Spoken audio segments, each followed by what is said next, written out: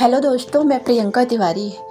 मैं आज एक महान हॉकी प्लेयर जिन्हें हॉकी का जादूगर भी कहा जाता है उनके बारे में बताने जा रही हूँ। मैं बताने जा रही हूँ मेजर ध्यानचंद के बारे में। वे एक भारतीय फील्ड हॉकी प्लेयर थे जिन्हें बड़े पैमाने पर हॉकी का सबसे बेहतरीन खिलाड़ी माना जाता है। ध्यानचंद के गोल करने की क्षमता कमाल की थी। उनके खेलने के दौरान भारत ने हॉकी में 3 गोल्ड मेडल 1928, 1932 और 1936 ओलंपिक में जीते थे।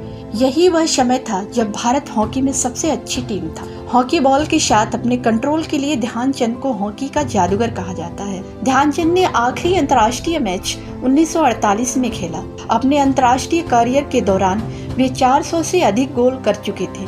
भारतीय सरकार ने अब तीसरा और उनके दौर में दूसरे स्थान का नागरिक सम्मान पद्म भूषण प्रदान 1956 में किया। उनका जन्मदिन भारत में नेशनल स्पोर्ट डे के तौर पर 29 अगस्त को मनाया जाता है। ध्यानचंद का जन्म 29 अगस्त इलाहाबाद उत्तर प्रदेश में हुआ। राजपूत परिवार में जन्मे रामचंद्र रूप सिंह नाम के हॉकी खिलाड़ी के बड़े भाई थे। उनके पिता शमेश्वर सिंह ब्रिटिश इंडियन आर्मी में थे और आर्मी के लिए हॉकी खेलते थे। ध्यानचंद के एक और भाई का नाम मूल सिंह था। उनके पिता के बार बार होने वाले ट्रांसफर के चलते ध्यानचंद को कक्षा 6 के बाद पढ़ाई छोड़नी पड़ी। उनका परिवार आखिर में उत्तर प्रदेश के झांसी में ही बस गया। बचपन में ध्यानचंद का हॉकी पर कोई ध्यान नहीं था और उन्हें पहलवानी पसंद थी। ध्यानचंद ने भारतीय आर्मी ज्वाइन की। उस समय उनकी उम्र 16 साल थी। वह रात में खेल के प्रैक्टिस करते थे और चांद के निकलने का इंतजार भी, क्योंकि चांद निकलने के बाद ही उन्हें दिखाई देने लगता था। उस दौर में बाहर लाइट नहीं हुआ करती थी। चांद के इंतजार के कारण ही उनके दोस्त उन्हें चंद पुकारने लगे और उनका नाम ध्यानचंद पड़ा। 1922 से 1926 के बीच ध्यानचंद ने सिर्फ आर्मी हॉकी और रेजिमेंट गेम्स खेले। बाद में उन्हें इंडियन आर्मी टीम के लिए चुन लिया गया, जिन्हें न्यूजीलैंड जाकर खेलना था।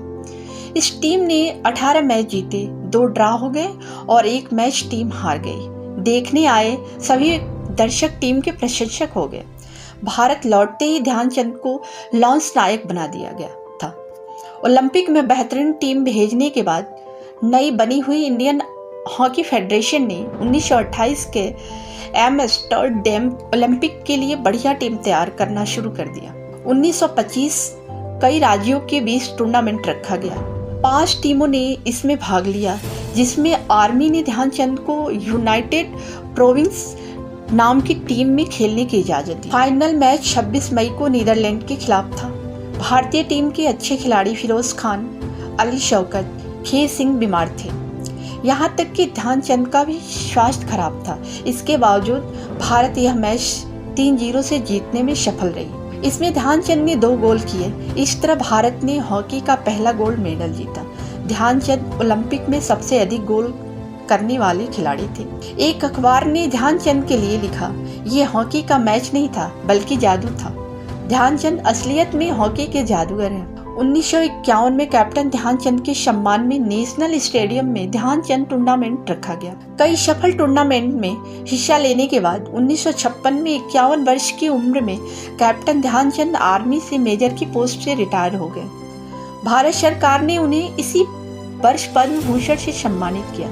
रिटायरमेंट के बाद राजस्थान के माउंट आबू में वह हॉकी कोच के रूप में कार्य करते रहे। इसके बाद पटियाला के नेशनल इंस्टीट्यूट ऑफ स्पोर्ट्स में वह चीफ हॉकी कोच बन गए। यहाँ कई साल तक वे इस पद पर रहे। अपनी जीवन के आखिरी दिनों में ध्यानचंद अपने गृह नगर झांसी उत्तर प्रदेश में रहे। मेजर ध्यानचंद का 3 दिसंबर 1979 में all India institute of medical science Delhi में स्वर्गवास हो गया। उनकी रेजिमेंट पंजाब रेजिमेंट ने पूरे सम्मान के साथ उनका अंतिम संस्कार किया।